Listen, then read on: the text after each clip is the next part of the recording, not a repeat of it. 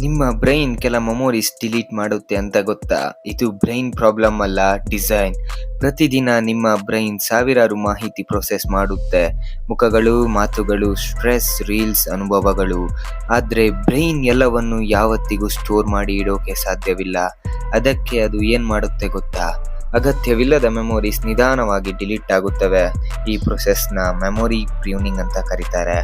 Brain ಎಲ್ಲವನ್ನು store ಮಾಡಿದ್ರೆ confusion, anxiety, overload ಆಗ್ತಿರುತ್ತೆ. ಅದಕ್ಕೆ ಫಾರ್ಗೆಟಿಂಗ್ ಅಂದ್ರೆ ಸರ್ವೈವಲ್ ಮೆಕ್ಯಾನಿಸಮ್. ಅದಕ್ಕೆ ಬಾಲ್ಯದ ನೆನಪುಗಳು ಮಸಕಾಗುತ್ತವೆ, ರ್ಯಾಂಡಮ್ ಹೆಸರುಗಳು ಮರೆತು ಹೋಗುತ್ತವೆ, ಹಳೆಯ ನೋವು ನಿಧಾನವಾಗಿ ಕಡಿಮೆ ಆಗುತ್ತದೆ. ಆದರೆ ಎಮೋಷನ್ಸ್, ಫಿಯರ್, ರಿಪಿಟೇಷನ್ ಇರುವ ಮೆಮೊರೀಸ್ ಸುಲಭವಾಗಿ ಡಿಲೀಟ್ ಆಗಲ್ಲ.